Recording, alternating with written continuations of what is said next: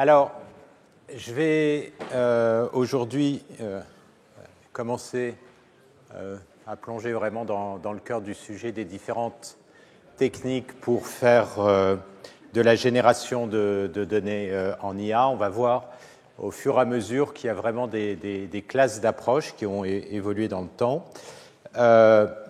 Aujourd'hui, je vais plutôt couvrir, on verra, les modèles énergétiques et les GAN, et vous aurez dans la seconde partie une présentation d'une série de challenges.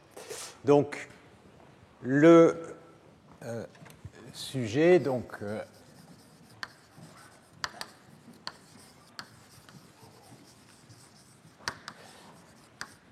on a vu, le problème de base, c'est un problème non supervisé, c'est-à-dire qu'on va avoir une famille de données qui sont considérées comme des données qui sont prises indépendamment et qui sont identiquement distribuées.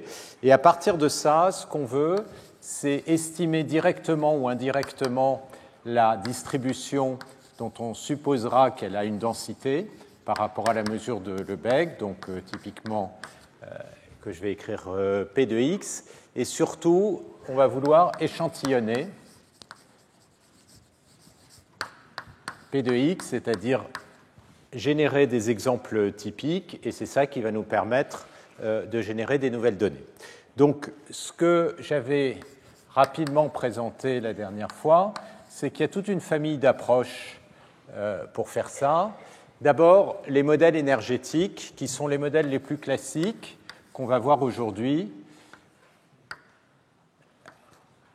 qui jouent un rôle en particulier très important en physique. Et puis, sont apparus ce qu'on appelle les GAN, c'est-à-dire en anglais Generative Adversarial Network, qu'on va voir aujourd'hui, où on a vu tout d'un coup apparaître la performance des réseaux de neurones profonds. Donc on va voir les principes qui sont derrière et les résultats de base qui, dans un monde idéal, expliquent pourquoi effectivement des GAN doivent pouvoir permettre d'échantillonner une distribution de probabilité. On verra que derrière aussi bien le premier que le deuxième concept, il y a la notion de transport, mais qui vont être vus de façon un peu différente. Dans le cas des modèles énergétiques, on verra que l'échantillonnage il va se faire avec des méthodes des chaînes de Markov, en anglais Markov Chain, MCMC, avec des méthodes de Monte-Carlo, qui font aussi un transport, mais un transport stochastique. Alors qu'on verra que ce que les GAN essayent de faire, c'est un transport, mais un transport déterministe, qui est implémenté avec un réseau de neurones et qui est optimisé avec une fonction de coût. Et on verra aussi qu'il y a toutes sortes de problèmes qui apparaissent derrière les GAN, notamment parce que l'optimisation est particulièrement délicate. C'est ce qu'on appelle, il essaye d'établir un équilibre de Nash, où il y a à la fois un min et un max qui apparaissent dedans, qui posent pas mal de problèmes numériques, et on verra les inconvénients. Alors pour éviter ça, il y a une nouvelle technique, série d'approches sous le nom de Normalizing Flows qui sont apparus, qui essentiellement, on verra, consistent à prendre le transport et le découper en morceaux. Donc ça, ce sera après. Et puis, pour vous situer dans le cours, après, donc, on verra les aspects, pas aujourd'hui évidemment, de transport non plus discrets. Donc ça va être typiquement des transports discrets, mais des transports continus, c'est-à-dire qu'on va découper le transport en intervalles qui vont tendre vers 0, et donc on va avoir une équation différentielle, et donc des ODE, des équations différentielles ordinaires, ou en anglais Stochastic Differential Equation, SDE. Et puis vont apparaître derrière ces approches qui sont au cœur de beaucoup de techniques de la physique, les algorithmes de score diffusion, qui sont basés sur, on le verra, les calculs de score, et enfin, pour estimer ces algorithmes, il faut résoudre un problème de débruitage, et on va regarder les propriétés de ces algorithmes de débruitage, et surtout, on va commencer à voir comment, d'une certaine façon, le réseau de neurones est capable de résoudre ces problèmes, et on verra qu'il y a des notions de parcimonie, de base orthogonale qui apparaissent derrière tout ça. Donc, ça, c'est, comme j'avais dit, le programme du cours, puis on avancera vers d'autres types peut-être de diffusion après. Et aujourd'hui, ce que je voudrais, c'est couvrir ces deux premiers aspects. Alors, les modèles énergétiques, c'est vraiment eux qui donnent les idées de base pour comprendre la difficulté du problème. Donc, comme j'avais mentionné, le principe, ça va consister à essayer de définir une famille paramétrée de distribution de probabilité. Et cette famille paramétrée, on va la définir comme une famille exponentielle. C'est-à-dire que ça va être une exponentielle d'une certaine fonction qu'on va appeler l'énergie de puissance moins iθ. Et puis zθ, eh bien, c'est la constante qui renormalise. Donc, ça veut dire, comme on a besoin que l'intégrale de pθ de x dx égale à 1, bien, cette intégrale doit valoir 1. Autrement dit, la constante zθ, ça va être l'intégrale de puissance moins u θ de x dx pour imposer cette condition. Donc ça, c'est aussi ce qu'on appelle la fonction de partition en physique, au sens où elle va dépendre des paramètres. Et puis évidemment, ensuite, il faut faire un choix de modèle. Le choix de modèle, ici, ça va vouloir dire définir la forme de Uθ. Et donc, les modèles les plus classiques, qui sont étudiés et en maths et en physique, évidemment, c'est ce qu'on appelle les modèles gaussiens. C'est des modèles qui sont des modèles quadratiques en X, c'est-à-dire que ça va être, vous allez avoir une matrice qui va être la matrice de covariance de X, sigma, moins 1 ici inversé, appliqué à x. Et si vous prenez l'exponentielle de ça, ça vous donne une distribution gaussienne, donc qui est assez simple, qui se simule simplement parce qu'on peut la séparer en variables aléatoires indépendantes en regardant les composantes principales. Et la densité est essentiellement concentrée dans l'espace sur une ellipsoïde qui est caractérisée. Alors là, j'ai mis la moyenne à 0, mais je peux introduire une moyenne ici. Et puis, qui est la moyenne mu, et puis vous avez les axes d'élongation qui correspondent aux vecteurs qui diagonalisent la matrice sigma. Donc ça fonctionne bien au sens que c'est un modèle simple, mais c'est un modèle qui ne va pas permettre de créer des phénomènes intermittents. Donc c'est essentiellement, vous avez des phénomènes uniformément réguliers quand vous avez des modèles comme ça, et donc c'est très limité pour décrire des distributions de probabilité. Donc, les modèles suivants qui ont été introduits en physique ont consisté à rajouter à cette expression un potentiel, et la question, c'est donc qui devient un potentiel plus complexe que simplement un potentiel quadratique, et les potentiels les plus simples sont ce qu'on appelle des potentiels scalaires. Donc, c'est des fonctions qui dépendent que des valeurs de x en différents points n. Donc pensez à x par exemple comme une image. Donc en chaque point n1, n2, vous avez votre valeur de x et vous allez imposer que cette valeur ait une distribution particulière, autrement dit que la marginale de la densité de probabilité aux différents points est contrainte par un potentiel. Alors, ça, c'est ce qui, par exemple, ce qui va correspondre à des modèles, par exemple, de spin, où vous voulez imposer que la valeur des spins soit voisinage de 1, soit exactement égale à 1, soit exactement égale à moins 1. Donc, vous allez forcer ces valeurs avec ce potentiel, plus un potentiel quadratique d'interaction qui va correspondre typiquement à l'énergie cinétique, et vous allez avoir un modèle physique de phénomènes pas extraordinairement complexes, par exemple le ferromagnétisme, je représenterai une image, mais donc ça, c'est des modèles qui ont été très étudiés pendant assez longtemps. Et puis ensuite, on peut essayer de complexifier ce genre de choses. Et donc, il y a eu des modèles qui ont été introduits qu'on appelle les modèles exponentiels. Et donc, l'idée, c'est de généraliser ce genre de choses en disant uθ de x. Je vais imposer que c'est une fonction linéaire sur les paramètres, donc le produit scalaire entre un vecteur de paramètres et un vecteur phi de x. Alors, phi de x, c'est d'une manière générale une famille de fonctions phi k de x. Donc ça peut se réécrire comme somme sur k des θk phi k de x.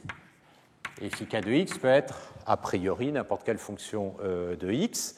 Et donc le problème dans ce cas-là, c'est de choisir les fonctions phi k, qu'on appelle les fonctions potentielles, qui vont être génératrices de l'énergie ici. Donc là, par exemple, ces deux exemples peuvent être vus comme des cas particuliers où les phi k sont des fonctions quadratiques de x, et puis les phi k redécomposent le potentiel ici.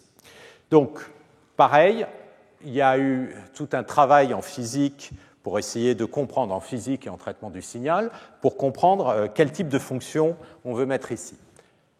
La première idée qui vient à l'esprit, c'est ici, on a des polynômes d'ordre 2, pourquoi pas monter vers des polynômes d'ordre supérieur, en x cube, x puissance 4, etc., sachant qu'a priori, n'importe quelle fonction peut s'approximer, en tout cas sur un support compact, avec un polynôme. Alors ça paraît a priori une bonne idée, sauf que dès que vous commencez à avoir des polynômes de degré élevé, ce qu'on peut montrer, c'est que l'estimation des paramètres θ, ici, devient très instable, parce que x cube ou x puissance 5, dès que vous changez un peu x, ça varie considérablement, et donc vous allez avoir une grande instabilité sur l'estimation des θ, ce qui veut dire qu'il faut énormément d'échantillons. Donc là, il y a eu toute une tradition en traitement du signal pour essayer d'exploiter malgré tout ce genre d'approche, et finalement, ça n'a pas si bien fonctionné que ça. Alors, je vous montrerai très rapidement des exemples pour d'autres approches, mais surtout, ce qui est apparu ensuite, bien sûr, c'est de dire est-ce qu'on peut prendre pour u θ de x un réseau de neurones.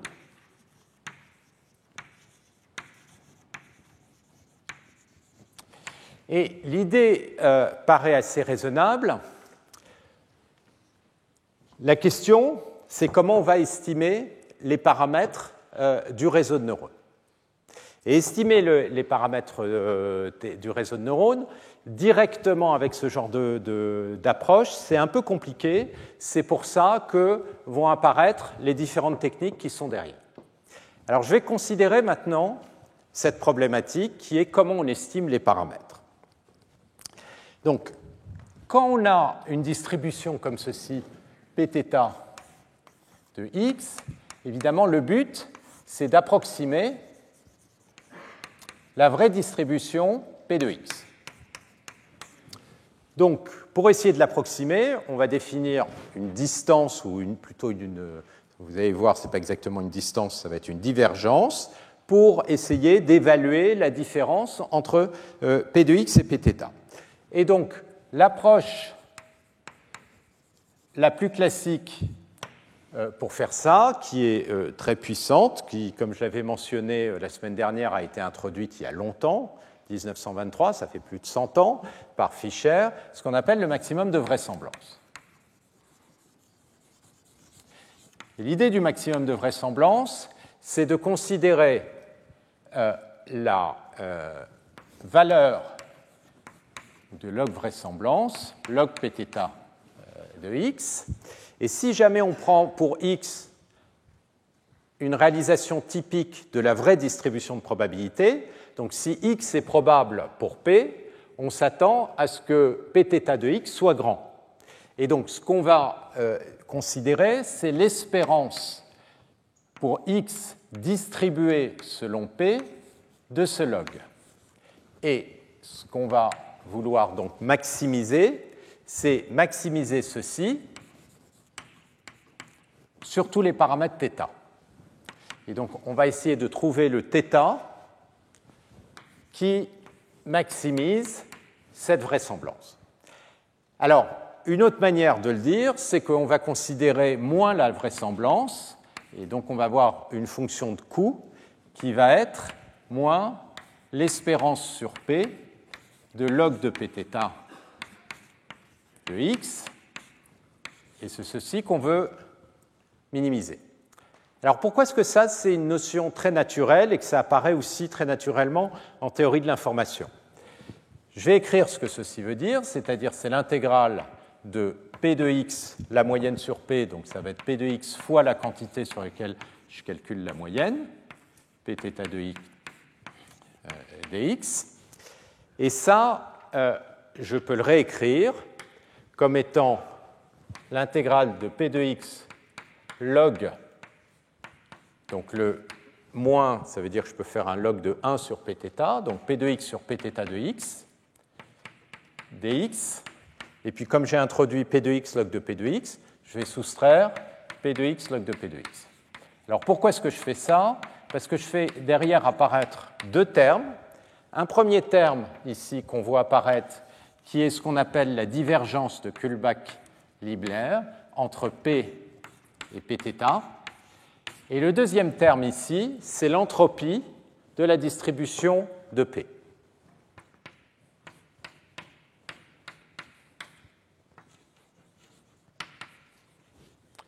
Et donc, de minimiser Lθ, cette fonction de coût, autrement dit maximiser la vraisemblance, ça revient à minimiser cette quantité sur θ, mais évidemment, ça ne dépend pas de l'entropie, donc il s'agit de minimiser la divergence de Kullback-Leibler. Et ce qu'on sait, ça, je vous laisse, j'ai démontré nombre de fois dans ces cours, on sait que ceci, c'est toujours positif, et c'est égal à 0 si et seulement si P est égal à Pθ. Autrement dit, on a bien le fait que maximiser la vraisemblance, autrement dit minimiser la divergence de Kullback-Leibler, ça va avoir tendance à pousser Pθ vers P, donc ça va avoir tendance à vous produire un bon modèle.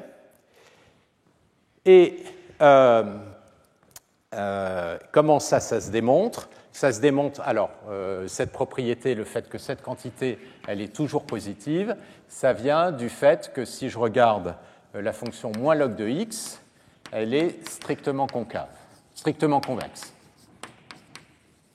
Donc, je vous laisse là faire la démonstration. Ça consiste à utiliser l'inégalité de Jensen pour démontrer ceci, qui est une propriété complètement classique. Alors, je ne vais pas rentrer dans les détails de manière à pouvoir quand même avancer, vu qu'il y a pas mal de choses et on voudrait quand même se rapprocher des techniques d'IA.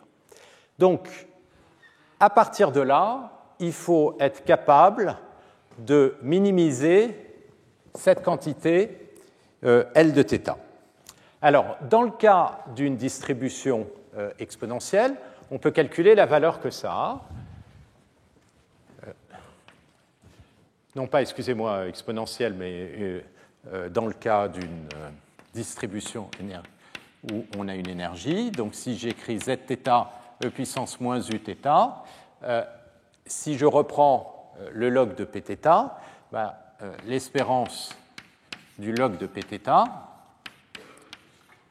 avec un signe moins, le log, ça va me donner l'espérance de uθ de x, donc ça veut dire la valeur moyenne de l'énergie, et moins le log, comme j'ai un z-1 ici, ça va me donner plus log de zθ. Donc ça, c'est l'expression dans ce cas-là de la loss que je vais vouloir minimiser. Alors, cette expression, on peut la calculer, et c'est ça qui va être important, à partir des échantillons xi qu'on a. Qu'est-ce qu'on a? On a une valeur moyenne pour des x distribués selon la distribution de probabilité. Ça, on peut l'approximer par une somme de Monte-Carlo. Autrement dit, je peux faire une estimation de la vraisemblance, que je vais écrire Lθ, Et donc l'espérance, je vais l'écrire comme 1 sur n sur toutes les données d'entraînement, la moyenne des Uθ de xi plus cette somme. Donc là maintenant, a priori, on est bien parti. Il nous suffit de minimiser cette quantité sur θ. Ça va nous permettre d'avoir le meilleur modèle. Alors on va faire le calcul pour voir quels sont les termes qui apparaissent et quelle est la difficulté qui va apparaître au moment où on va essayer de faire cette minimisation. Donc pour calculer la minimisation, je reprends cette expression ici. Il va falloir que je calcule le gradient je vais faire une descente de gradient. Et on regardera si c'est convexe ou pas. La descente de gradient, ça veut dire que je vais calculer une valeur de θ en t plus 1 moins la valeur de θ en t en bougeant dans la direction, pour la minimisation, inverse du gradient. D'accord? Et donc, pour faire ça, il faut que je calcule le gradient. Donc le gradient, j'ai l'expression de L de θ. Le gradient, il faut d'abord que je calcule ce gradient ici. Ça va être tout simplement l'espérance relativement à la distribution de P du gradient de l'énergie. Et puis, il y a un deuxième terme qu'il faut que je calcule, c'est le gradient de log de θ. Alors, qu'est-ce que c'est que le gradient du log de zθ? Donc ça va être le gradient de zθ sur zθ. Zθ, il est ici. Si je prends le gradient donc, par rapport à x, ce qui va sortir, c'est le gradient de moins uθ. Donc je vais avoir ici un zθ inverse, et puis l'intégrale. Quand je calcule le gradient d'exponentielle, j'ai le moins le gradient de l'énergie qui sort, et puis e puissance moins uθ, ça dépend de x. Le gradient, il est pris par rapport à x, x dx. Et là, qu'est-ce que vous reconnaissez? Zθ moins 1 intégrale sur ceci, ce n'est autre que la distribution pθ. Donc ça, c'est la même chose que l'intégrale du gradient fois pθ de x dx. Autrement dit, c'est la moyenne du gradient prise relativement à la distribution de probabilité. Je vais vous remonter un peu. Donc ceci, c'est l'espérance par rapport à pθ de gradient de uθ. Donc, si je reviens, excusez-moi, juste ici, là, j'ai deux termes. J'ai le gradient que j'avais écrit ici, plus le gradient de ceci. Et, excusez-moi, il y a un signe moins, parce que le signe moins est ici. Et donc, ici, je vais avoir moins l'espérance de pθ du gradient de uθ de x.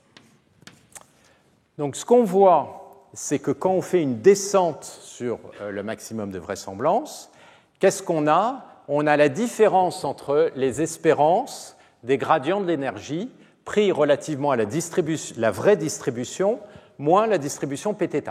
Donc, bien sûr, le gradient va être nul si P égale pθ, ce qui est quand même rassurant, c'est qu'effectivement, on va bien avoir un minimum local au moins quand les deux distributions de probabilité sont égales, et sinon, ça va avoir tendance à nous bouger le paramètre dans la bonne direction pour réduire la valeur de moins la log vraisemblance, autrement dit, maximiser la vraisemblance. OK, donc jusque-là, tout va bien. On peut regarder ce que c'est, par exemple, que le gradient de uθ. Dans le cas où on a une distribution exponentielle, le gradient de uθ, c'est facile. Excusez-moi, attendez, j'ai dit à un moment que c'était le gradient, c'est le gradient par rapport à θ ici. J'ai dit à un moment le gradient par rapport à x. le gradient, on fait une descente une descente de gradient par rapport à la variable, donc par rapport à θ. Ici, c'est le gradient. Chaque fois, c'est bien le gradient par rapport à θ. Je vais le spécifier parce que là, c'est le gradient par rapport à θ. Gradient par rapport à θ. Donc, le gradient de Uθ, si Uθ, c'est simplement un produit scalaire de x, ça va être tout simplement phi de x, autrement dit, la famille qu'on aura choisie. Donc, dans ce cas-là, c'est simple de calculer ce gradient. Est-ce que ceci va converger? La réponse, c'est ça dépend évidemment si L de θ est convexe ou pas. Et alors, dans le cas exponentiel, je peux calculer le hessien. Je vais le mettre ici. Donc, pour calculer le hessien, on repart du gradient et on calcule une dérivée de plus. On applique le jacobien. Et à ce moment-là, je vous laisse le montrer. Le hessien par rapport à θ de L de θ, c'est une matrice qui est toujours positive. C'est tout simplement, dans le cas exponentielle, la covariance par rapport à la distribution Pθ de phi de x, de la matrice des phi de x. Autrement dit, le hessien est toujours positif, ce qui veut dire qu'on va bien avoir un problème convexe. Donc le cas exponentiel, c'est-à-dire les modèles qui sont linéaires par rapport aux paramètres, sont vraiment les modèles de référence. Ils sont simples parce que la descente de gradient est garantie de converger vers le bon endroit. Éventuellement, il peut y avoir des instabilités au sens où le hessien peut commencer à s'annuler, ce qui fait que ça peut être numériquement long d'arriver à convergence, mais il n'y a pas de minima local. La situation est totalement différente quand on a un réseau de neurones où on va avoir beaucoup de minima locaux, et là, la descente de gradient peut être lente. À la limite, on a l'habitude, quand on a des réseaux de neurones, d'avoir plein de minima locaux, et finalement, en général, les choses se passent assez bien pour des raisons qu'on maîtrise assez mal assez souvent. Alors, ça ne va pas être le point bloquant. Ça va être quoi le point bloquant? Le point bloquant, c'est qu'à chaque itération, il faut calculer le gradient de θ. Et le gradient de la loss, il apparaît ici. Ça, c'est un terme qui ne va pas être compliqué à calculer parce que c'est une espérance par rapport aux données. Donc, ce terme qui est ici, je peux tout simplement le calculer directement avec une somme de Monte-Carlo sur toutes les données comme étant un gradient des Uθ des xi. Ça va être une approximation, une moyenne empirique qui va approximer ceci. La grosse difficulté, c'est ça, parce que maintenant, il va falloir que je calcule de la même manière une moyenne empirique de cette quantité avec des valeurs de l'énergie prises sur des points yi où yi est distribué selon Pθ. Autrement dit, il va falloir que j'échantillonne la distribution de probabilité Pθ et que je trouve beaucoup d'échantillons rien que pour faire un seul pas de descente de gradient. Et ça va vous tuer, parce que ce qu'on va voir, c'est que pour calculer un échantillon, c'est-à-dire générer une donnée, il va falloir en plus résoudre un problème qui est un problème complexe qu'on va regarder maintenant. Donc ça, c'est la grosse difficulté de ces approches de distribution énergétique, avec un maximum de vraisemblance. C'est très joli parce que mathématiquement, les choses sont très propres. On voit bien quelle est la métrique, et c'est une métrique assez forte. Je reviendrai là-dessus, la métrique de Kullback-Leibler, ou de maximum de vraisemblance. On a des expressions analytiques, on a une énergie qu'on peut ensuite essayer d'interpréter en regardant les différents termes. Le gros problème, c'est que c'est très lent. C'est très lent et ça va devenir dramatiquement lent quand vous commencez à avoir un Uθ qui a énormément de paramètres, c'est-à-dire ça va être tout simplement infaisable de faire ce genre de choses avec un réseau de neurones. Alors, pourquoi on va vouloir aller vers des réseaux de neurones? Je vais le montrer parce que ces modèles qu'on construit, ils ne sont pas suffisamment puissants pour arriver à capturer des distributions de probabilité qui sont très complexes. Alors, je vais juste vous montrer, parce que j'en ai parlé, donc je vais reprendre par rapport à ce que j'ai dit. Donc, ce que je mentionnais, c'est que ces distributions de probabilité, elles permettent, dans le cas de la physique, de décrire des états à l'équilibre. Donc, X, dans le cas de la physique, c'est l'état du système. Donc, toutes les coordonnées de X, ce sont les paramètres de l'état du système. Et si vous êtes à l'équilibre, alors vous avez une distribution de probabilité pour être dans l'état X qui est donnée par une énergie de Gibbs, et ça, c'est bien l'énergie du système à l'équilibre. Alors, j'avais donné le cas que j'avais montré rapidement la dernière fois. Le ferromagnétisme, ça va correspondre typiquement à un cas où l'énergie va pouvoir s'écrire comme un terme ici. En l'occurrence, le terme ici, la matrice, c'est une énergie cinétique, ça va être la matrice d'un Laplacien. Donc ici, on va avoir un Laplacien. Donc c'est bien une matrice linéaire, mais les valeurs propres s'écrivent dans la base de Fourier. Et puis, il y a un terme ici, qui est le potentiel scalaire, qui va forcer les valeurs à plutôt être égales à soit à 1, soit à moins 1. Et donc, on obtient ce genre d'image. Alors, ça, c'est un modèle où on n'impose pas strictement 1 ou moins 1, c'est ce qu'on appelle un modèle Φ4. Et donc, on voit apparaître ces plages ici de spin qui sont égaux à 1, et puis d'autres plages où ils sont égaux à moins 1. Et en fonction de la distribution de ces plages, qui va dépendre d'un paramètre qui va être la température, eh bien, on va voir apparaître des champs magnétiques ou pas. Et ensuite, on a des modèles qui deviennent beaucoup plus compliqués. Alors, pourquoi c'est beaucoup plus compliqué ici? Parce que vous voyez apparaître de la géométrie. Et une des grosses difficultés qui est apparue, disons essentiellement, on était bloqué jusqu'au début des années 2000, c'est d'arriver à faire des processus dont les réalisations ont des structures géométriques. Et ça, ce sont des exemples. Ça, c'est l'exemple de la turbulence. Donc la turbulence, c'est ce qui arrive dans un fluide quand vous avez un nombre de Reynolds qui est grand, ce qui va vouloir dire que d'une certaine manière, vous avez une viscosité qui va être faible, et vous allez avoir apparaître des phénomènes tourbillonnaires.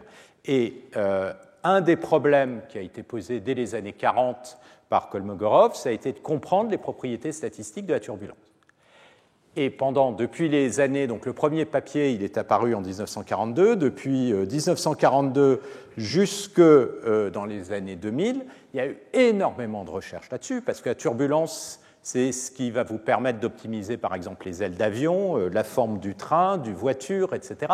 C'est un problème d'aérodynamique complètement fondamental. Et là-dessus, aucun modèle de distribution de probabilité convaincant n'a été créé. Évidemment, les gens ont commencé par essayer de faire des modèles gaussiens, mais avec des modèles gaussiens, vous n'arrivez pas du tout à avoir de la géométrie comme des structures comme ça. Et donc, le problème, c'est quel type de distribution de probabilité on peut créer. Alors, ça, c'est des problèmes qu'on peut attaquer sans réseau de neurones. On peut les attaquer sans réseau de neurones. C'est des problèmes où il y a des structures qui apparaissent à toutes les échelles, à l'échelle microscopique et différentes échelles. Et ça, c'est ce genre de champ. On arrive à le décrire avec des fonctions ici phi de x qui peuvent être bien choisies avec des critères mathématiques. Et là, essentiellement, ce qui va être très important, c'est de comprendre ce que je mentionnais, c'est-à-dire les propriétés des structures aux différentes échelles. À l'échelle toute fine, c'est-à-dire si on regarde dans un tout petit voisinage ou des plus grands voisinages, on va voir une évolution des structures, et c'est cette évolution des structures qu'on essaye de capturer avec ce genre de fonction. Donc ça, c'est quelque chose sur lequel je reviendrai à la fin du cours quand on regardera les propriétés des algorithmes de score diffusion et les réseaux de neurones qui sont derrière, parce qu'il y a ce principe d'organisation hiérarchique de l'information. Et ce principe d'organisation hiérarchique de l'information, il est très très important pour réussir à vaincre cette fameuse malédiction de la dimensionnalité que j'avais indiquée au départ. Si vous avez une distribution de probabilité P de x qui n'est pas structurée, qu'on n'arrive pas à réduire d'une certaine manière à un nombre de paramètres raisonnable, donc s'il n'y a pas de structure, le nombre de... C'est un peu tautologique ce que j'ai dit, je vais redire ma phrase différemment. S'il n'y a pas de structure, le nombre de paramètres va typiquement augmenter exponentiellement avec la dimension, et donc le nombre de données qu'il vous faudra pour identifier ces paramètres va aussi exploser avec la dimension, c'est-à-dire vous n'aurez jamais assez de données. Donc pour pouvoir faire d'estimation, il faut qu'il y ait de la structure quelque part. Et l'enjeu derrière ce calcul de phi de x, c'est de trouver quelle est la nature de la structure. Et comme je l'indiquais, travailler de façon en essayant d'extraire ces structures multi-échelles est une stratégie pour le faire. Donc là, je vous montre juste les résultats. Sur ce genre de situation, on arrive à trouver des uθ et des distributions de probabilité telles que les réalisations. Donc ça, c'est ce que je montre ici, ça c'est un travail qui a été fait à l'École normale supérieure, sont des champs physiques qui ont essentiellement les mêmes propriétés que les champs qui ont été utilisés pour l'entraînement. Alors ça, malgré tout, ça reste un problème assez simple. Ça reste un problème assez simple parce que, vous voyez, vous avez quelque chose qui est stationnaire et qui est ergodique au sens où si vous regardez localement dans une région ou dans une autre région, vous voyez essentiellement les mêmes statistiques, et donc avec à la limite un seul champ qui serait de taille infinie, vous êtes capable de récupérer toutes les statistiques du champ. Ça, c'est ce qu'on appelle la propriété d'ergodicité. Donc on est dans un cas à la fois qui est quand même compliqué, puisque c'est un problème ouvert depuis très longtemps, mais c'est beaucoup plus simple que des visages, l'image d'une pièce comme ceci, parce qu'on a cette ergodicité qui apparaît. Alors, malgré tout, je vais maintenant expliquer comment on fait cet échantillonnage. Parce que c'est là qu'on va comprendre un peu pourquoi c'est difficile et qu'est-ce qu'il va falloir essayer de faire pour résoudre le problème. Donc, ce que j'ai dit, c'est que la grosse difficulté, d'une façon générale, ça va être d'échantillonner la distribution, disons, Pθ. Et, ou éventuellement, si on la connaît, c'est la vraie distribution P. D'accord ? Alors, là, je suppose que j'ai une expression analytique de Pθ. D'accord ? Je connais Uθ, et maintenant, il faut que je trouve un x qui est une réalisation typique, c'est-à-dire un x probable de Pθ. Alors, comment est-ce qu'on peut poser le problème ? L'idée, c'est, on va voir apparaître ici cette notion de transport. L'idée, c'est qu'on va partir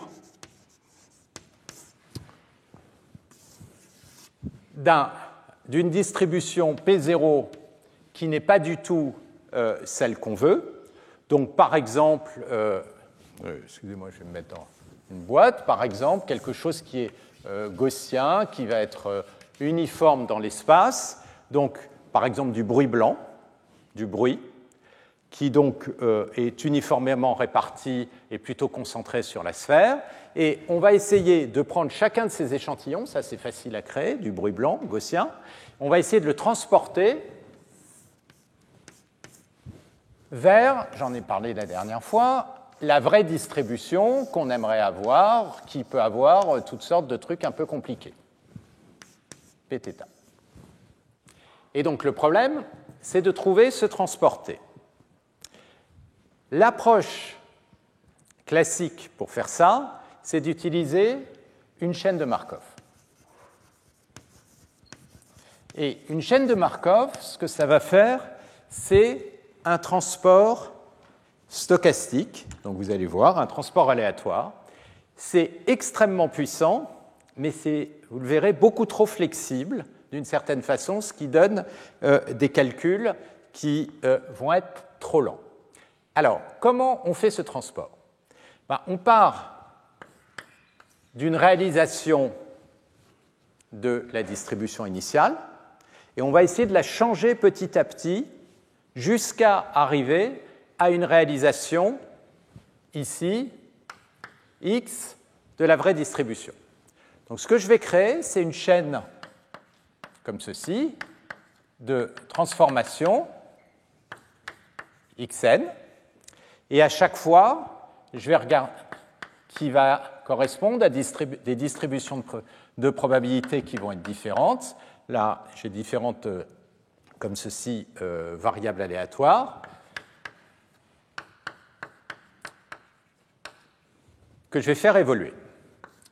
Et on peut regarder, quand on a une chaîne de Markov comme ceci, ce qu'on va regarder, c'est quelle est la probabilité d'un échantillon étant connu tous les échantillons passés. Donc si je regarde la probabilité de xn étant connu xn-1, etc., x1, la propriété de Markov, elle me dit qu'en fait, tout ce que j'ai besoin de connaître, c'est l'état précédent. Et donc ça va être la probabilité de xn, sachant xn-1. Donc ça, c'est une propriété qu'on rencontre beaucoup sur les systèmes physiques, où on va pouvoir écrire une équation qui va dépendre, pour avoir le système en un temps t plus 1, qui va dépendre que de l'état du système au temps t. D'accord ? Donc je n'ai pas besoin de garder en mémoire l'état du système partout avant. Qu'est-ce que ça implique en particulier? Ça implique en particulier que si je prends la distribution jointe de x1, x2, xn, eh bien, je peux regarder ça comme la probabilité du premier point. Alors, je vais commencer en x0. Donc, P de x0. Et puis ensuite, j'ai fois toutes les probabilités de transition de xk plus 1, sachant xk,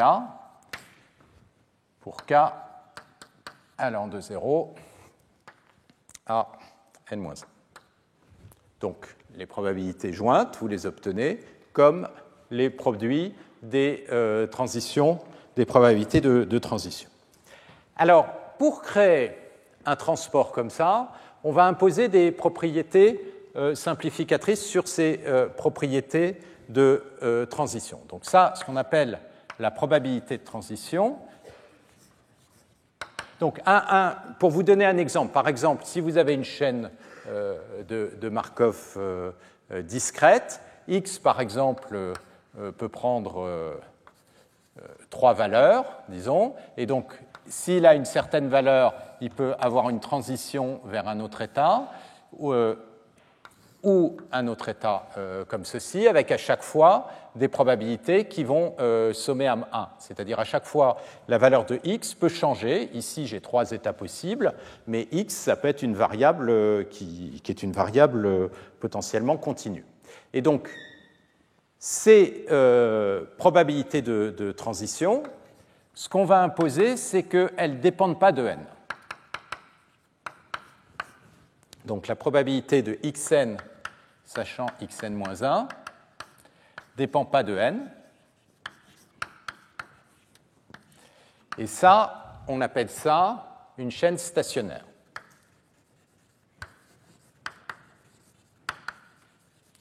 Donc on va utiliser pour créer ce transport une chaîne avec des probabilités de transition qui, à chaque fois, vont être les mêmes.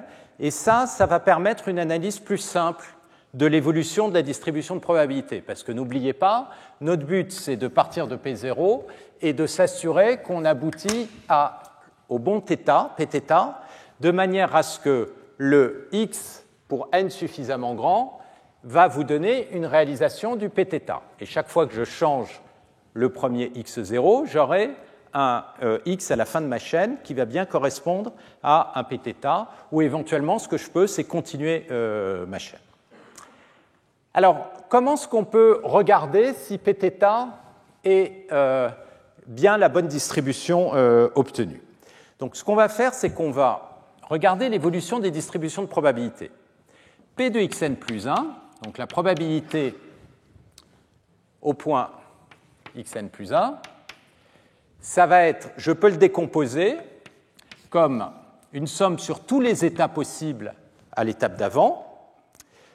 La probabilité que je sois sur l'état xn, c'est P de xn.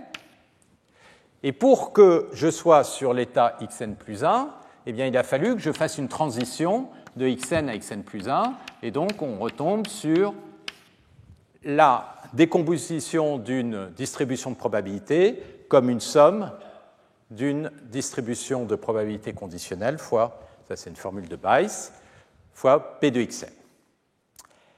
Alors, maintenant, je peux considérer ceci comme une grande matrice.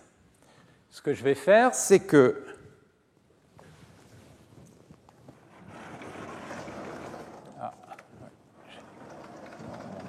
alors.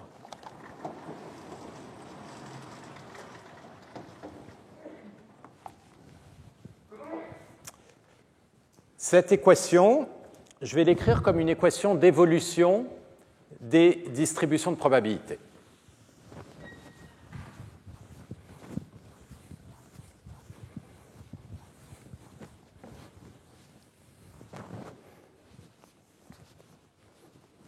Pour ça, je vais considérer le vecteur que je vais appeler μn, c'est le vecteur qui vous donne toutes les probabilités des xn pour tous les états xn. D'accord? Ce que cette équation là-haut me dit, c'est que si je regarde le vecteur de probabilité au temps n plus 1, je peux l'écrire comme un produit matriciel entre une grande matrice P fois le vecteur de probabilité μn, où la grande matrice P, c'est la matrice des distributions de probabilité conditionnelle, xn plus 1, sachant xn, pour tout xn, pour tous les états, xn plus 1, xn. Maintenant, si cette matrice, elle ne dépend pas de n, et c'est l'hypothèse que j'ai prise pour une chaîne stationnaire. Donc ici, j'ai une matrice P qui est une constante. Donc ce que je peux faire, c'est itérer ceci, et ce que je vais avoir, c'est que μn, ça va être P puissance n fois μ0. D'accord? Et donc, ce qu'on veut, c'est que ceci, ça converge vers une distribution de probabilité, donc vers un vecteur μθ, et le vecteur μθ, c'est le vecteur de toutes les pθ de x pour tout x. Donc là, je l'écris avec des x discrets, donc j'ai discrétisé les états pour que ce soit plus simple dans le cas d'une chaîne de Markov. Donc, j'ai besoin qu'un système comme ceci, itéré, converge vers μθ. Donc, qu'est-ce qu'il faut? Il faut que ce soit un point fixe. Et on le voit bien, de manière générale, ce que je vais faire, c'est itérer sur une transformation qui est toujours la même, et je veux converger vers un échantillon de ma distribution de probabilité. Donc il faut bien que ma distribution de probabilité soit invariante par l'action. Mais il ne suffit pas que ce soit invariant, il faut que, quelle que soit la distribution de probabilité initiale, je converge vers ce point fixe. Donc quelque part, c'est comme si vous aviez un opérateur qui va avoir une espèce de propriété contractante de manière à vous emmener votre distribution de probabilité initiale vers la distribution de probabilité finale qui va être ici. Donc, du coup, ça c'est devenu un sujet majeur d'étude, c'est à quelles conditions, sur cette matrice ici. Alors, il y a une chose, vous allez avoir une valeur propre, on va vérifier qu'il va être égal à 1 parce que les distributions de probabilité se somment, et il faut que toutes les autres probabilités soient toutes les autres valeurs propres, de P soient strictement plus petites que 1 pour avoir une convergence qui va être exponentielle. D'une manière générale, vous avez des propriétés qu'on appelle d'irréductibilité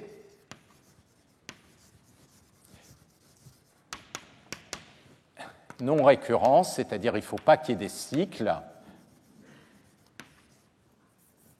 qui vont permettre d'avoir il faut que les unicités du point fixe. Donc on a des hypothèses qui sont ceci, qui vous permettent de garantir la convergence. Donc ça, c'est quelque chose que je ne vais pas regarder. C'est quelque chose qu'on a vu dans le cours dernier assez en détail. C'est, d'une certaine manière, un théorème d'ergodicité sur la chaîne qu'on doit démontrer pour démontrer la convergence. Donc ça, c'est quelque chose qu'on a vu l'année dernière. Je ne vais pas rentrer là-dessus plus en détail. Mais le point, c'est qu'on a des hypothèses assez générales pour faire ça, et on sait les créer, ce genre de chaîne. Alors, il y a un algorithme particulier qui permet de créer ce genre de chaîne, c'est l'algorithme de Metropolis-Hastings.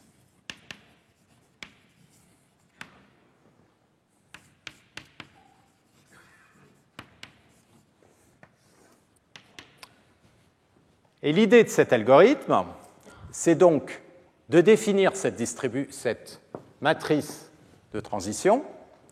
Donc, d'une manière générale, il faut que je définisse la probabilité de Y tomber sur un état Y, sachant X. Et l'idée, c'est de commencer par prendre une distribution de probabilité très simple, gaussienne, donc que je vais écrire comme une certaine constante fois e puissance moins x moins y carré sur 2 sigma carré. Et ça, c'est la constante de normalisation. D'accord?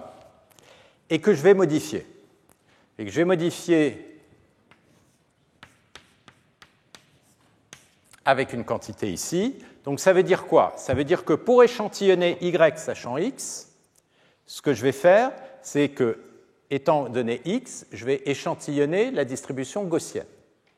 Simplement, ce noyau, si j'avais pris qu'une distribution gaussienne, il n'y a quasiment aucune chance pour qu'il ait comme point fixe la bonne distribution que je veux avoir.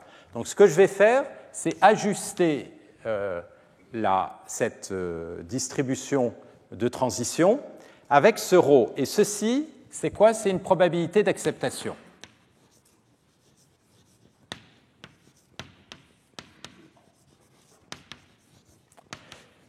Et si on prend la forme de Metropolis, il y a une formulation de cette probabilité d'acceptation, c'est le min entre 1 et la valeur de la vraie distribution qu'on voudrait atteindre en Y divisé par Tt de x. Donc là, c'est pareil, vous pouvez revenir. Donc, je ne vais pas détailler ça. La propriété fondamentale qu'on a besoin peut-être quand même de satisfaire, c'est le fait que cette probabilité, il faut l'ajuster pour que la probabilité de transition satisfasse ce qu'on appelle une équation de balance détaillée, que je vais une seconde expliquer. L'équation de balance détaillée, elle dit que si je pars d'un point x, où je suis dans un état x, et je regarde la transition vers y, eh bien, la probabilité pour que je passe de x à y, ou le nombre de particules qui vont aller de x à y, doivent être égales au nombre de particules qui vont de y à x. Donc, ici, j'ai mon pθ, et donc ça doit être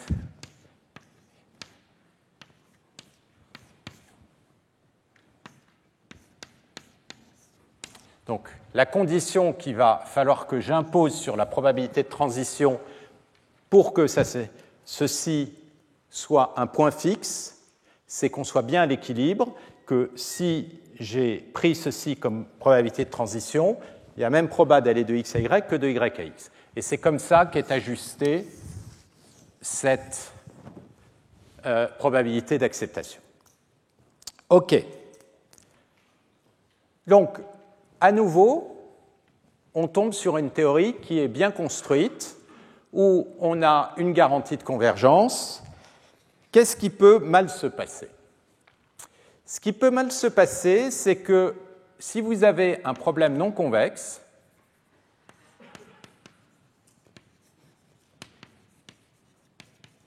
donc l'énergie, c'est Uθ de x. Donc l'énergie, imaginez qu'elle ait plusieurs modes comme ça, plusieurs minima locaux.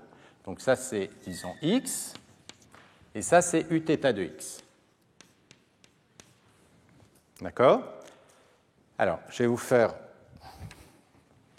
un dessin ailleurs.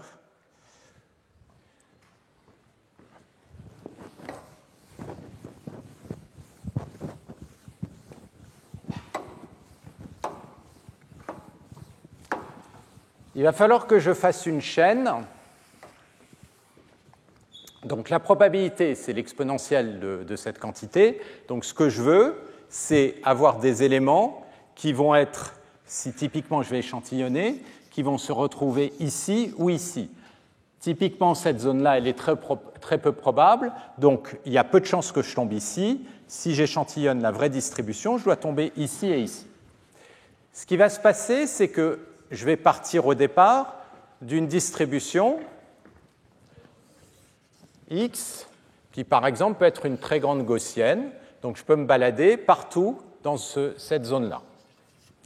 Et puis à la fin, je vais aboutir à quelque chose comme ça. Et je vais créer une chaîne, c'est-à-dire je pars d'un certain x0, et puis je vais bouger vers un x1, je vais rebouger comme ceci.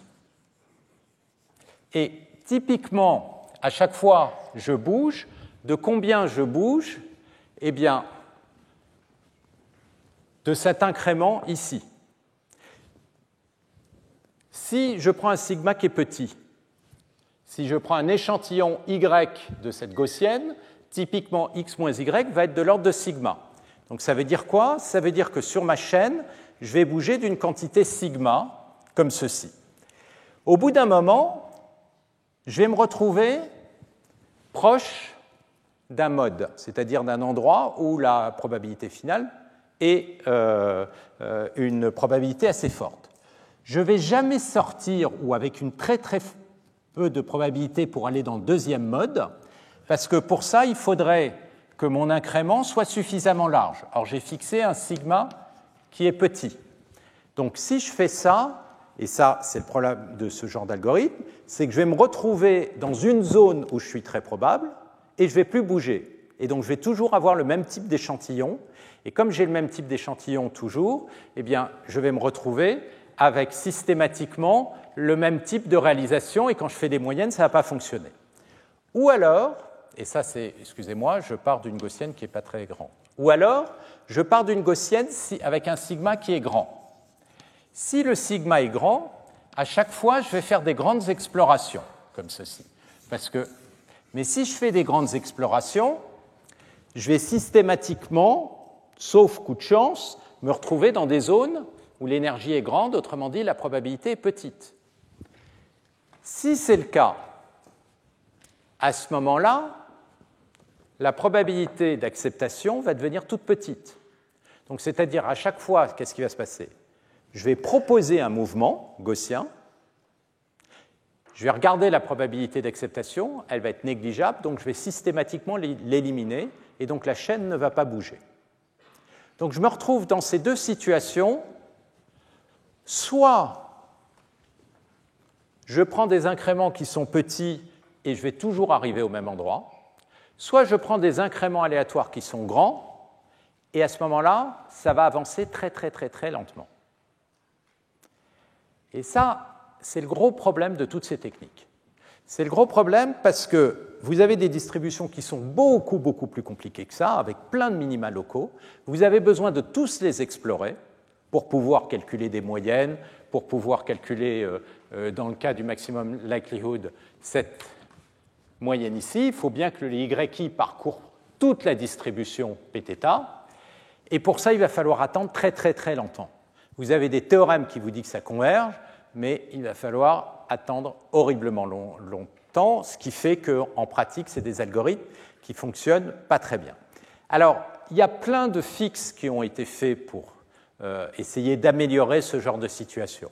Notamment, ce que les gens ont essayé de faire, et on va retrouver ce genre d'idée plus tard, le sigma. En fait, le sigma, vous pouvez le voir comme une espèce de température, parce que ici, c'est ce qui va donner la variance de la gaussienne, donc à quel point tout ceci va bouger.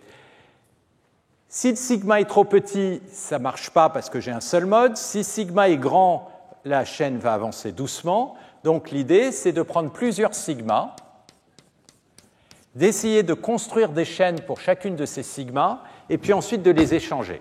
Donc ça, c'est ce qu'on appelle des techniques en anglais d'échange de répliques. Il y a plein d'algorithmes qui ont été établis autour de ça. L'avantage, c'est qu'il y a des démonstrations de convergence, mais ça fonctionne difficilement dès que vous avez un Uθ qui est trop compliqué. Alors, comment est-ce qu'on peut s'en sortir?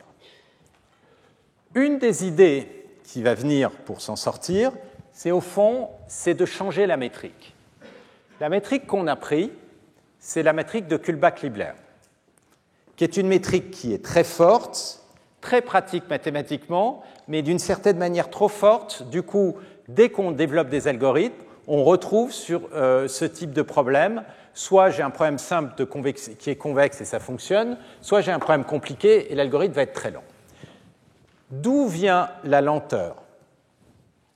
La lenteur, ça vient du fait de l'optimisation, ça vient de ce terme-là. C'est du fait que quand on a calculé ici le gradient par rapport à la fonction de partition, je suis tombé sur le terme qu'il a fallu que j'estime, c'est l'espérance par rapport à Pθ de gradient de U. D'accord? Donc ça, ce terme, il vient de la constante de normalisation. Donc l'idée, c'est de virer cette constante de normalisation. Alors d'où vient la constante de normalisation? Il vient du log de Pθ, parce que log de Pθ, c'est Uθ, d'accord, si je vous le réécris, log de Pθ, ou plutôt moins log de Pθ de x, si vous reprenez la formule qui est là, eh bien c'est Uθ de x plus log de zθ, qui est une constante. Et tout le problème, il vient de là, quand on calcule le gradient par rapport à ceci. Donc l'idée, c'est de virer cette constante. Comment on peut virer cette constante si je calcule la dérivée par rapport à x? Donc attention, ce n'est pas par rapport à θ, mais par rapport à x. Donc ici, je vais mettre un gradient par rapport à x. Si je mets le gradient par rapport à x, ici, j'ai le gradient de Uθ par rapport à x. Évidemment, le gradient d'une constante, ça vaut 0.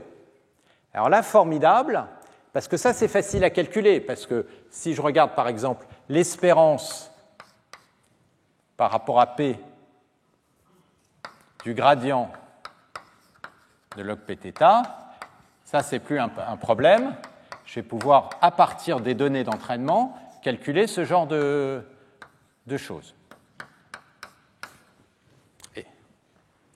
Et je peux calculer le gradient par rapport à θ. Alors, ce qu'on voit apparaître ici, c'est qu'au lieu de regarder des espérances de gradient, ce qu'on va calculer de log de probabilité, on va regarder la différence entre le gradient de la log probabilité de θ moins le gradient de log probabilité de P, norme au carré, et on va regarder l'espérance de ceci pour x distribué selon P.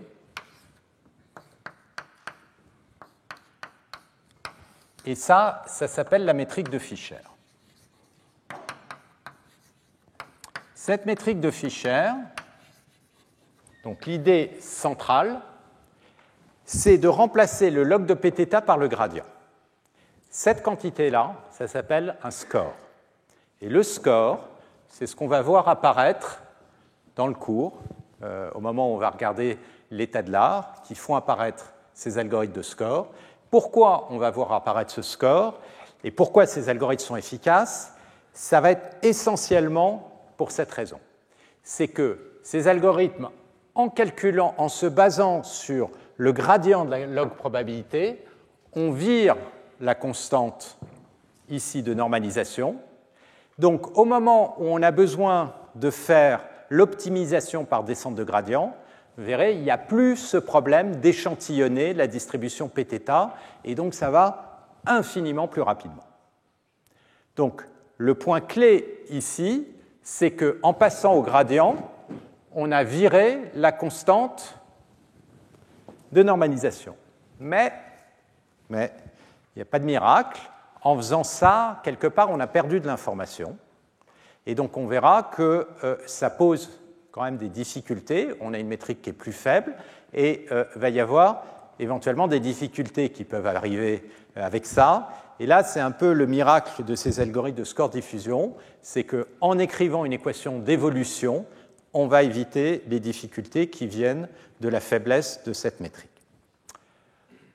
Voilà, donc ça, c'est un panorama très rapide, juste pour poser un peu les problèmes et les notions de l'approche classique en probastat pour faire de l'échantillonnage, pour faire de la modélisation. Donc je rappelle, l'idée centrale, ça va être d'abord de définir un modèle d'énergie. Ça, en soi, ce n'est pas toujours facile, c'est même franchement difficile quand on a des modèles compliqués. Mais une fois qu'on a un modèle paramétré, eh bien, on applique l'algorithme de maximum de vraisemblance, et l'algorithme de maximum de vraisemblance se fait par une descente de gradient, et la descente de gradient, elle nécessite d'échantillonner la distribution de probabilité Pθ à chaque itération, et pour faire ça, eh bien, il faut créer une chaîne de Markov qui va converger vers la mesure invariante. On sait faire ça avec l'algorithme de Metropolis-Hastings. Là, je vous ai donné la version de Metropolis. Seulement, ce n'est pas facile parce que, à nouveau, on a ce problème de mode.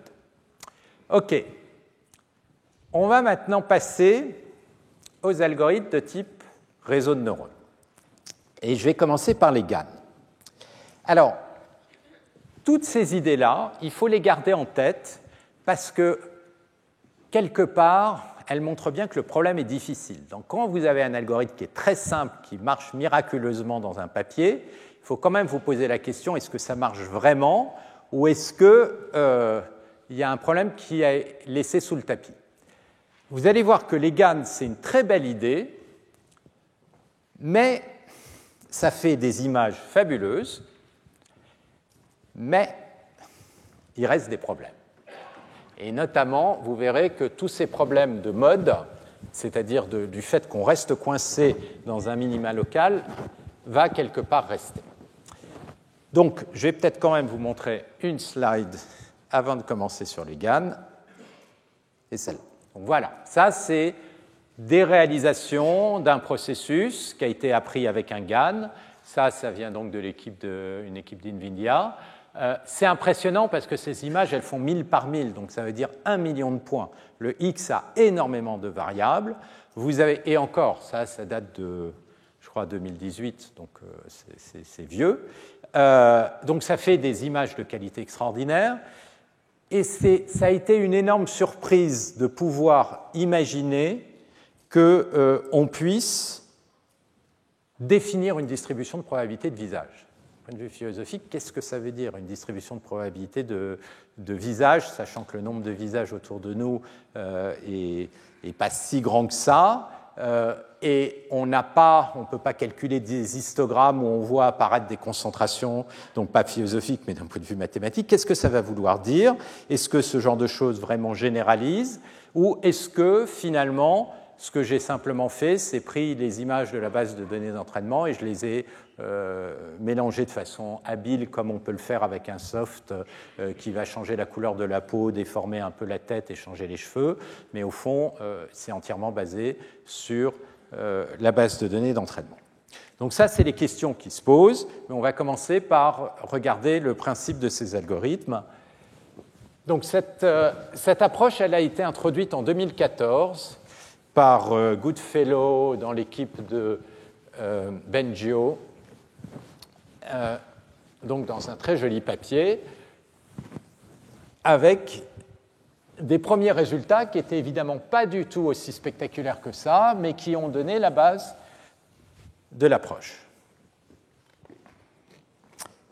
Alors, l'idée à nouveau, c'est on se retrouve dans la même situation. On part d'une distribution très simple.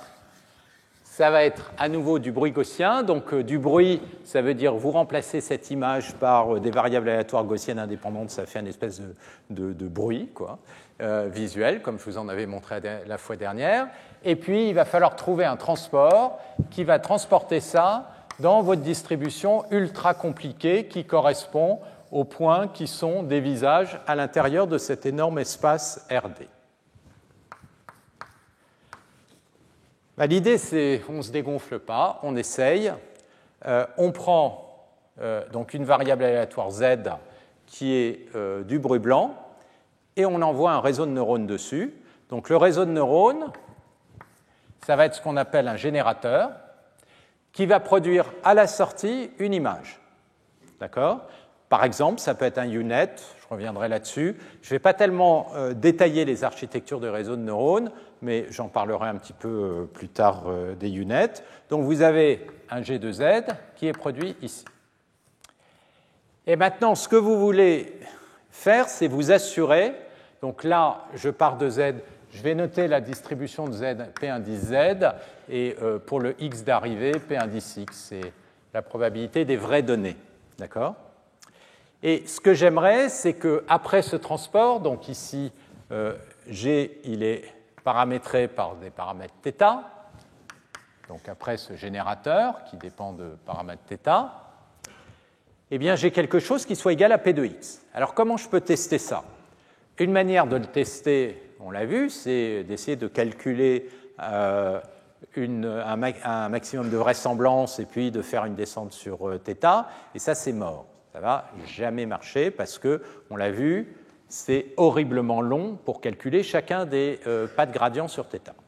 Donc l'idée de Goodfellow et des collaborateurs, c'est de dire, OK, comment est-ce que je peux savoir si une image est une image de visage ou pas ? Comment est-ce que vous faites ? Vous regardez l'image et vous vous dites, est-ce que oui, c'est un visage ? Non, ce n'est pas un visage. L'idée, c'est de faire pareil. C'est-à-dire, c'est de créer un discriminateur, ici D, qui essentiellement va être un classificateur qui va essayer de voir quelle est la probabilité que ce qui a été donné ici est un visage ou pas. Donc ce qu'on va faire, c'est qu'on va partir de la base de données. Donc c'est les vraies données. On va les faire rentrer ici. Et le classificateur, la sortie D de X, il doit donner la proba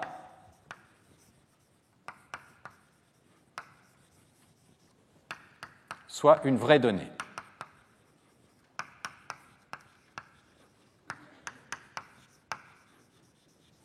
Donc, essentiellement, il regarde la probabilité pour que ce soit vrai versus faux.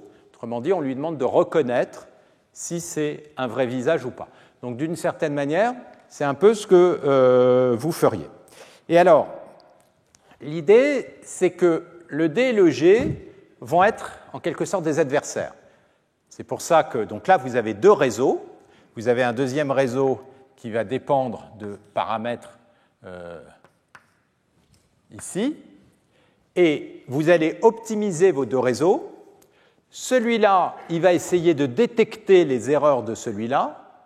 Et celui-là, il va essayer de tromper le détecteur de manière à ce qu'il n'arrive plus à différencier les vrais visages des faux visages. D'accord ? Donc vous avez deux adversaires qui sont l'un contre l'autre. Et donc l'idée, c'est qu'on va définir une fonction de coût qui va dépendre de D et de G. Et on va essayer... On va avoir une situation d'adversaire, c'est-à-dire que le générateur, il va essayer de minimiser la valeur de la fonction de coût, alors que le discriminateur, il va essayer de détecter l'erreur, donc à chaque fois de maximiser la fonction de coût. Et c'est quoi cette fonction de coût qui a été proposée ? dans ce papier. Cette fonction de coût, c'est ça qu'on va étudier. C'est d'abord l'espérance par rapport aux données, donc quand x est distribué selon P de x, du log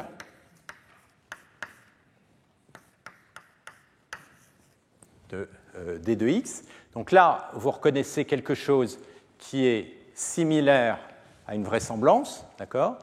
Vous avez maximisation de la vraisemblance étant ici prise comme étant la vraisemblance sur le classificateur.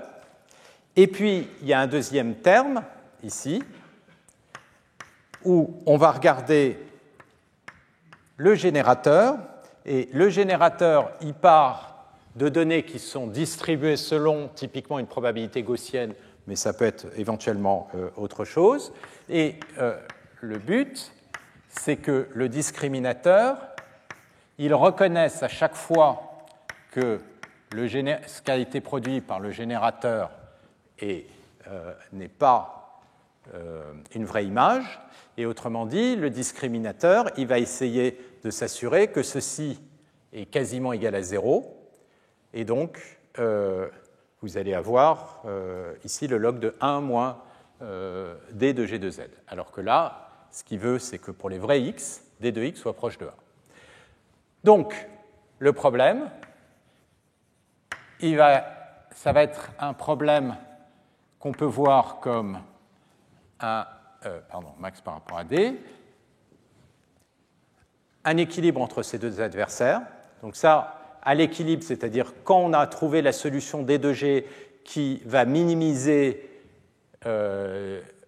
qui va atteindre le d et g, qui va faire le max sur d et le min sur g, c'est ce qu'on appelle un équilibre de Nash. Quand vous avez deux joueurs qui sont l'un contre l'autre, c'est quand vous êtes dans un état où, étant donné la stratégie de l'un, l'autre joueur est dans son état optimal, et étant donné la stratégie de l'autre, le premier joueur est dans son état optimal. Donc là, vous avez une situation d'équilibre.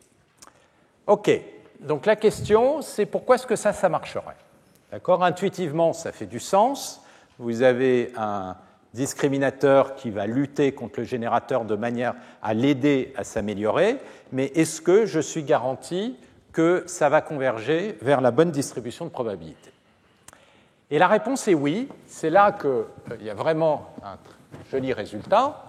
C'est que, effectivement, en théorie, si vous êtes capable de trouver le bon D et le bon G qui établit cet équilibre, c'est-à-dire le min sur D et le max sur G, alors, à ce moment-là, vous allez converger vers la bonne distribution de probabilité. Alors, pour voir ça, il y a deux résultats. Le premier, ça va être d'essayer de calculer le max sur D, c'est-à-dire cette quantité-là. Ça, d'une certaine manière, ça va être la fonction de coût. Et c'est cette fonction de coût qui va être minimisée par le générateur. Si vous imaginez à nouveau l'algorithme de maximum de vraisemblance, ici, maintenant, le min sur G, ça revient à faire un min sur les paramètres θ de G. Ici, je vais avoir une fonction qui va dépendre que des paramètres du générateur, et cette fonction, je la minimise. C'est exactement ce que j'ai fait ici avec le L de θ, sauf que cette fonction ici, elle va être différente. Donc, on va essayer de regarder ce que c'est. Donc, je vais commencer par me placer dans le cas idéal, c'est-à-dire pour G fixé. Ce que je vais regarder, c'est le D étoile qui maximise sur D cette quantité. Et alors, ce que cette proposition dit, c'est que le D, en fait, on peut l'écrire en fonction de la distribution de probabilité de X. C'est la distribution de probabilité de X divisée ou autre. Oui, c'est bon. Quand j'écris, à nouveau, j'ai deux distributions, le PZ et le PX. Divisé par le P de la variable de départ, donc c'est le PZ, excusez-moi, Px de x, plus une probabilité que je vais définir, qui est la probabilité du générateur, qui est le push forward. Donc, si j'applique G à Z, ici, je vais avoir un G de Z. Et le G de Z, donc c'est un transport de la probabilité de Z, a priori, il n'est pas exactement égal à la bonne distribution de probabilité. Je vais appeler PG, c'est la distribution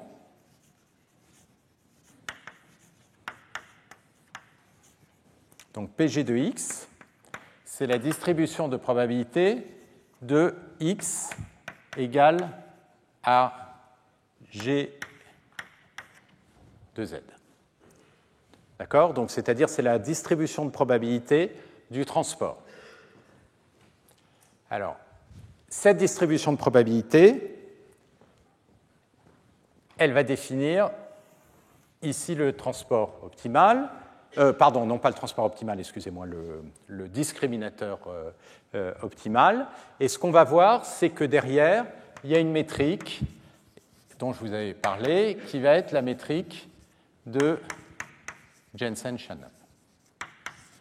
Alors, je vais finir en faisant cette démonstration et on va reprendre ça ensuite pour démontrer à la fin que quand on optimise le générateur, on a la bonne distribution la semaine prochaine.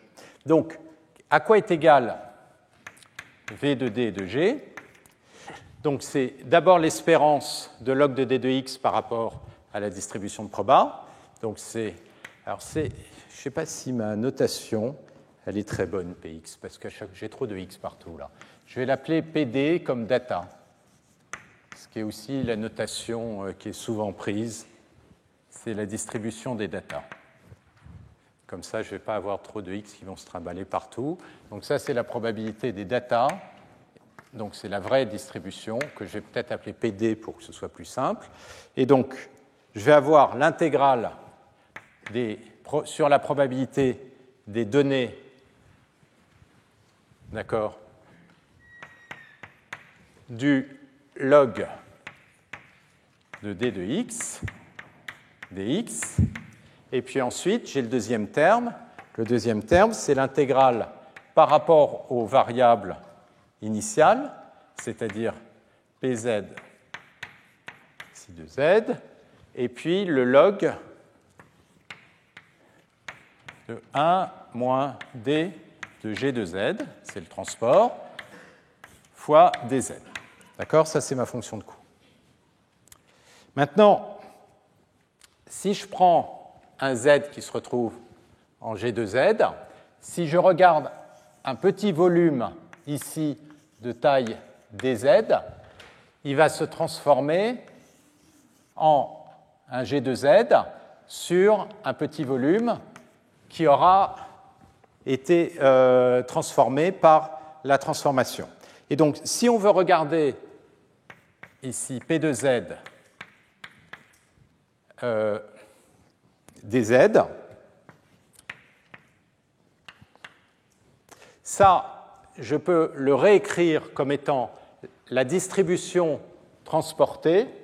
La distribution transportée, c'est donc le P de G du G de Z. Je vais l'écrire comme ça. Je reviendrai là-dessus beaucoup plus en détail quand on va fois la taille du domaine qui a été transporté. Si je réécris ça, ça veut dire que ceci, G de Z, je suis maintenant dans le domaine des X, ça va s'écrire comme P de la distribution transportée fois dx. C'est-à-dire que la distribution de probabilité initiale, ça devient une distribution de probabilité transportée ou résultant du générateur, Pg de x, dans le domaine des x, et les deux distributions, elles sont reliées par cette équation. Donc du coup, ça ici, je peux l'écrire comme la probabilité P de Z Gz, ça va me redonner Pg de x, ça c'est log de 1 moins d de gz, mais g de z c'est x, d de x, dx. Donc maintenant, j'ai la somme de deux termes, celui-ci et celui-ci. Ce que je vois, donc je peux le réécrire comme une somme intégrale sur dx. J'ai un PD, donc les données log de d de x, plus pg de x log de 1 moins d de x et le tout dx. OK. Et mon problème, c'est de trouver la valeur de d qui va maximiser cette intégrale. Alors, d, sa propriété, c'est que c'est entre 0 et 1. D'accord ? Parce que soit je regarde la probabilité que c'est vrai ou faux, donc j'ai d de x, c'est toujours une valeur entre 0 et 1. Donc si vous regardez d'une manière générale l'expression a, quand vous avez une constante a, log de y plus b log de 1 moins y pour y appartenant à 0,1, si vous voulez maximiser sur y cette quantité, vous calculez la dérivée et vous allez voir que la valeur optimale dans le cas où a, b est différent de 0, 0, ça va être a sur a plus b. Donc, dans ce cas-là, a, c'est PD de x, b, c'est g de x. Donc, si vous maximisez pour tout x, eh bien, vous obtenez que la distribution optimale, c'est p data de x sur p data de x plus pg de x. D'accord ? Ça résulte simplement de cette optimisation.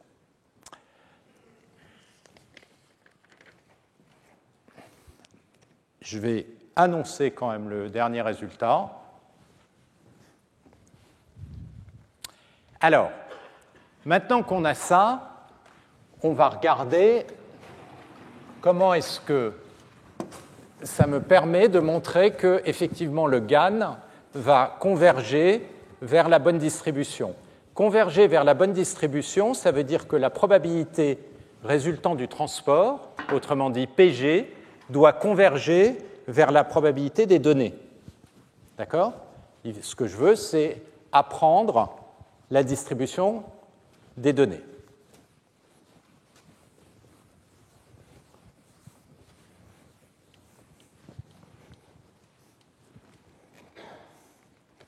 Alors, le maximum sur D, donc je vais regarder ma métrique que j'ai besoin de minimiser ensuite sur G, de V, de D et de G. Ce qu'on a vu, c'est que c'est l'espérance sur X qui est distribuée selon les datas, du log de D étoile, c'est l'optimum, plus l'espérance pour les Z qui sont distribués sur P de Z, du log de 1 moins D étoile de G de Z. Donc, si je fais mon changement de variable, c'est-à-dire je regarde maintenant le X distribué selon le G de Z, là j'ai un X, et là, X, du coup, est distribué selon la distribution transportée. OK ? Maintenant, si je remplace le D étoile par son expression, eh bien ça va me donner une espérance. Donc, selon la probabilité des données, du log de P données sur P données plus P transporté. Et puis, j'ai une deuxième espérance, selon la probabilité X générée, du log du P généré sur P donné plus P généré. Alors, là, ce que je vais faire, c'est introduire un 2 ici. Donc, je vais mettre un 2 ici pour faire un 1,5 pour faire, au lieu une somme, mais une moyenne des distributions de probabilité, pour que ceci devienne une distribution de probabilité, que ce soit normalisé. Et là, je vais mettre un 1,5. Donc, mettre un 1,5 dans le log, c'est mettre un 2 en supérieur. Donc, ça veut dire que j'ai 2 fois un log de 2 que j'ai introduit en faisant ça. Donc, pour que ça marche, je vais enlever moins 2 fois log de 2. Donc, ça, c'est la quantité. D'accord, j'ai juste introduit une constante que j'ai enlevée. Maintenant, quand vous regardez ça, ce que vous voyez, c'est la distance de Kullback entre la probabilité des données et la probabilité moyenne entre les données et la distribution générée. Et là, à nouveau, vous voyez cette espérance d'un log des rapports de 2 probabilités. Ça veut dire que c'est maintenant la distribution de Kullback, mais ici, je vais avoir la probabilité... excusez-moi, là j'ai 1 moins d2x, donc ça c'est PG, ici. Probabilité PG relativement à la distribution moyenne.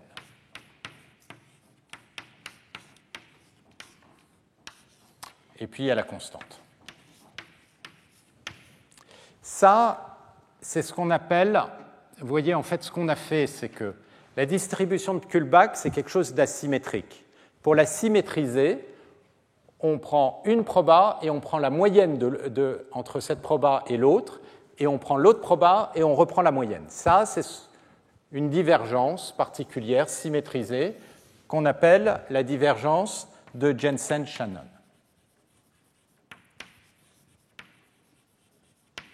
Maintenant, qu'est-ce que je veux faire? Ce que je veux faire, c'est minimiser sur G, puis cette quantité-là. À quelles conditions est-ce que cette quantité est minimisée? Pour la minimiser, il faut que ceci et ceci soient minimum. Et pour que ceci et ceci soient minimum, comme la distance de Kullback elle est toujours positive, il faut que cette proba ceci soit 0 et ceci soit 0. Autrement dit, le minimum, il va être atteint si et seulement si la distribution PD des données est égale à la moitié de la distribution des données plus PG et la distribution PG est égale à la moitié de la distribution des données plus PG. Et ça veut dire quoi? Ça veut dire que la distribution des données est égale à la distribution générée. Donc là, on vient de démontrer le résultat suivant,